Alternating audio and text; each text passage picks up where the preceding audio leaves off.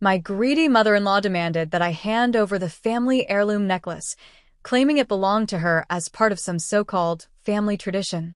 I refused, standing my ground, and that's when everything spiraled out of control. In a fit of rage, she grabbed the tea-pan from the counter and hit me hard on the side of my head. I stumbled, dropping to the floor, clutching my throbbing temple, while my husband just stood there, frozen, watching this drama unfold and making no effort to stop her. I was filled with anger. That night, I left the house determined to seek revenge. The next morning, when they woke up, I had a big, shocking surprise waiting for them. My name is Emily, and at 29 years old, I was living a life that looked perfect from the outside. I owned a thriving online business in Seattle, Washington, earning $30,000 a month. My schedule was my own, my finances were secure, and by all accounts, I should have been happy. But perfection is often an illusion. I was married to Ryan, a man I fell in love with during college. We shared dreams of building a future together, and for a while, I believed we were a team. But as time passed, cracks began to show. 8 months ago, Ryan lost his job, and instead of searching for work or contributing to the household, he seemed content to let me carry the burden. I paid the bills, covered the mortgage, and ensured we had food on the table. Yet, the more I did, the less he seemed to care. Ryan's apathy was difficult to bear, but his mother, Margaret, made life unbearable. Margaret, in her late 50s, was domineering and entitled, constantly hovering over our lives. She had a taste for luxury and a knack for manipulation, often disguising her demands as family obligations. At first, it was small requests, money for a weekend spa trip, a new handbag, or a fancy dinner. Ryan always urged me to comply, claiming it would keep her happy. Reluctantly, I agreed, hoping it would buy us peace. But Margaret's greed was insatiable. Her demands grew larger with each passing month, and her presence in our lives became suffocating. Ryan's silence during these moments was the ultimate betrayal.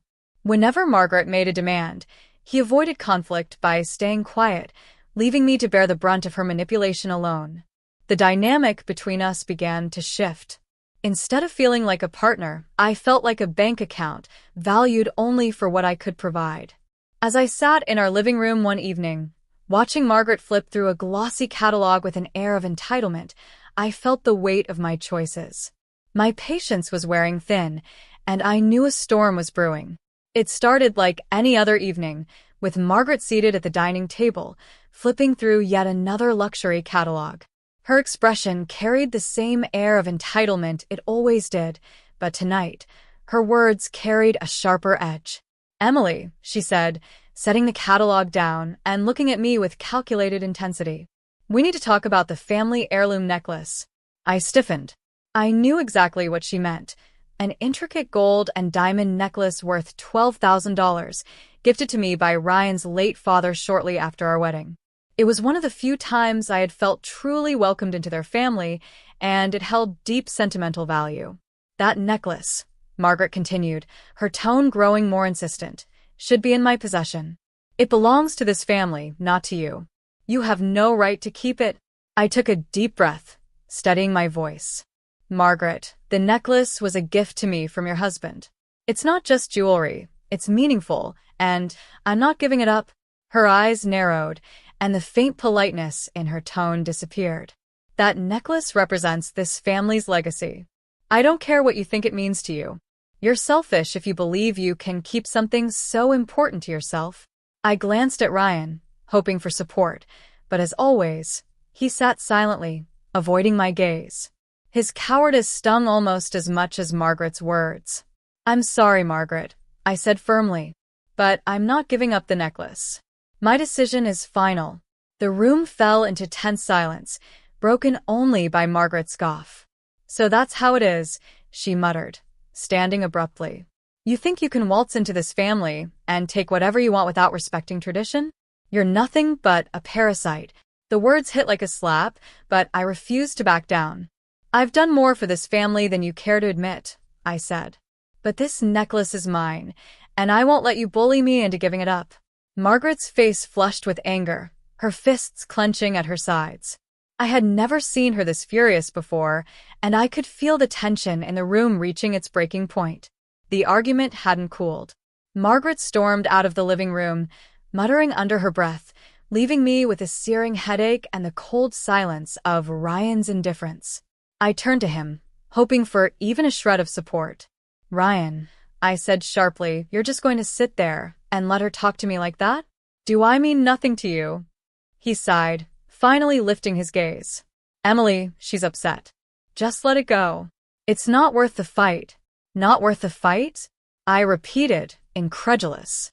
"She just called me a parasite over something that doesn't even belong to her." But he said nothing more, lowering his head like a scolded child. I could feel the betrayal swelling in my chest as tears of frustration pricked my eyes.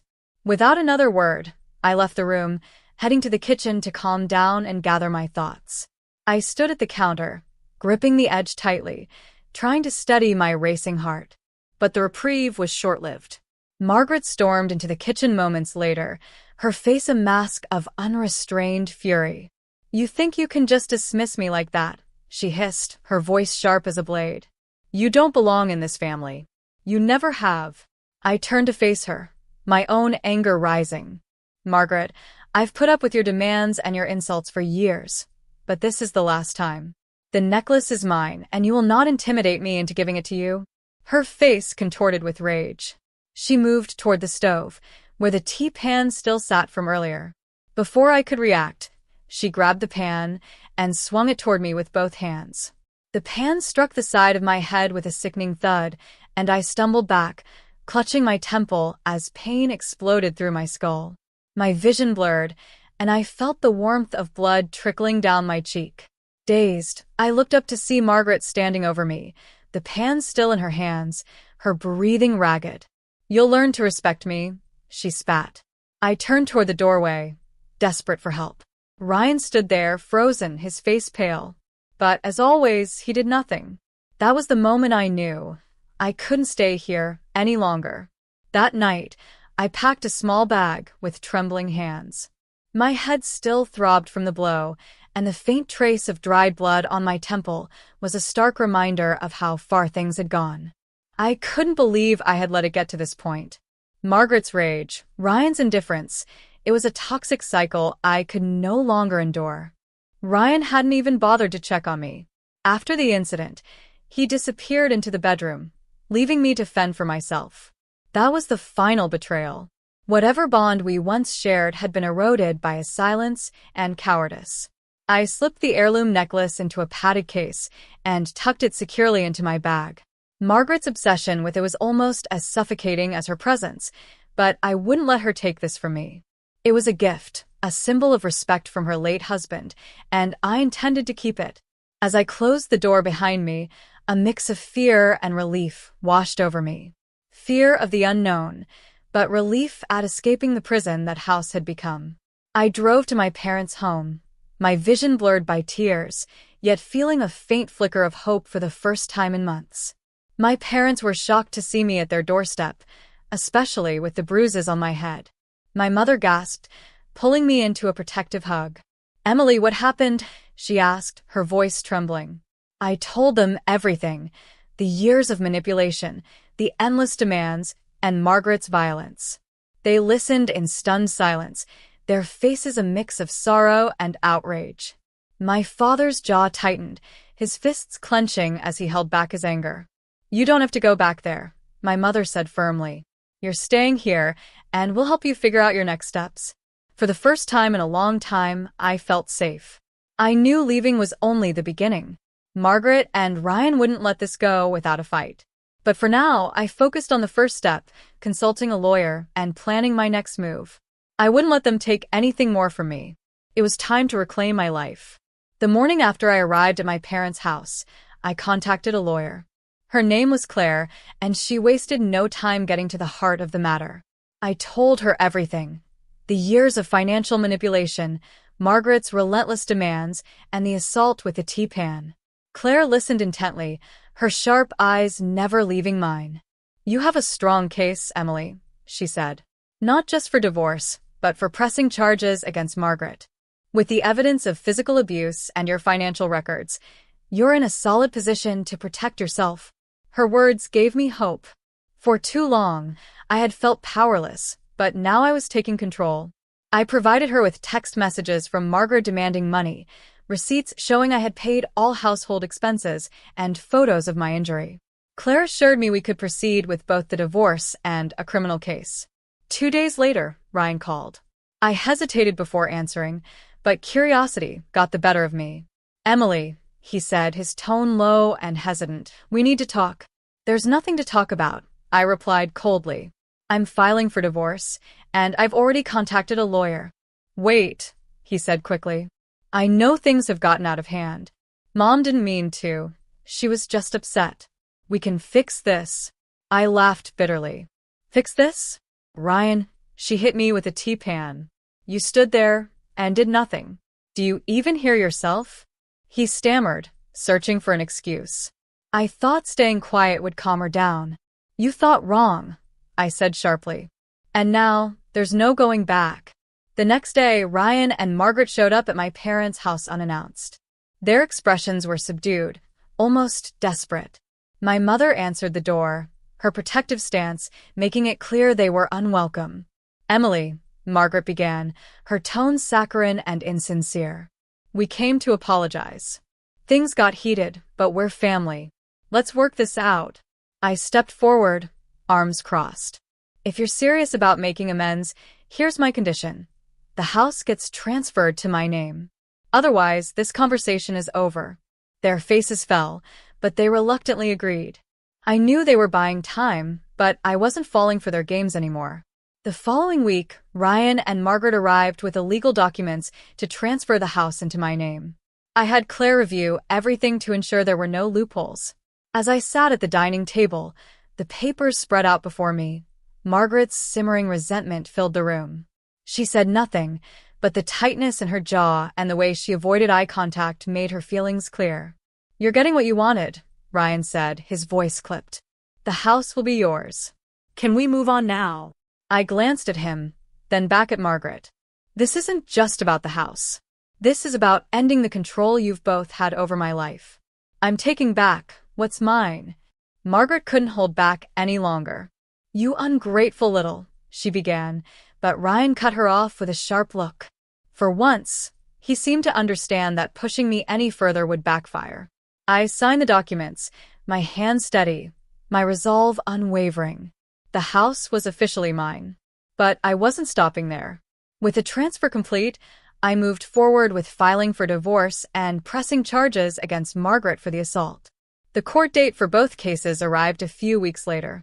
As I entered the courtroom, I felt a mixture of nerves and determination. Ryan sat across from me, looking defeated, while Margaret glared daggers in my direction. Claire stood confidently by my side, ready to present the evidence. The judge reviewed the case thoroughly. Photos of my injuries, text messages demanding money, and records of my financial contributions painted a clear picture of the abuse and manipulation I had endured. Margaret's lawyer attempted to downplay the assault, calling it a moment of frustration, but the judge wasn't convinced. After hours of testimony and arguments, the verdict was delivered. The judge granted me the divorce and upheld the transfer of the house into my name. Margaret was ordered to pay a fine and sentenced to community service for the assault. As I left the courtroom, a weight lifted from my shoulders. I had fought for my freedom and won. For the first time in years, I felt like I could breathe again. The courthouse steps felt like a threshold to a new life as I descended them, the crisp air filling my lungs with a sense of liberation. The fight had been long and grueling, but it was over. I had won. The house, which once symbolized control and manipulation, was now a testament to my resilience and independence. Over the following weeks, I began to rebuild my life. The first step was focusing on myself and my business. My work had always been a source of pride and fulfillment, and now, without the burden of Margaret's constant interference and Ryan's apathy, I found a renewed passion for it. My income grew steadily, and with it, my confidence. The house became my sanctuary. I redecorated it to reflect the peace and freedom I now embraced, removing every trace of Margaret's overbearing influence. Each change felt like reclaiming a piece of myself, a small but powerful victory. Support from my parents and close friends kept me grounded. They reminded me of my worth and encouraged me to embrace this new chapter with open arms. I began taking care of my physical and mental health, something I had neglected for years. Therapy sessions helped me process the trauma I had endured, allowing me to heal and grow stronger. As for Ryan and Margaret, their attempts to regain control dwindled quickly after the court's verdict. Margaret's punishment and Ryan's silent complicity had stripped them of any leverage they thought they had. I no longer feared their threats or manipulations. Reflecting on the journey, I felt a mix of emotions: relief, pride, and a touch of sadness for the years I had lost. But those years had also taught me valuable lessons: the importance of standing up for myself, recognizing my own strength, and never settling for less than I deserve. One evening, as I sat on the porch of my reclaimed home, watching the sunset, I felt a deep sense of peace. The scars of my past remained, but they no longer defined me. Instead, they were reminders of how far I had come and the power I held to shape my future. This was my beginning, a life lived on my own terms, free from toxicity and full of possibilities. If you enjoyed Emily's journey of resilience and independence, don't forget to like this story and share your thoughts in the comments below. Your feedback means so much to us. And if you want to hear more gripping stories like this, be sure to subscribe to our channel and hit the notification bell so you never miss an update. Thank you for your support. It inspires us to keep sharing stories that matter.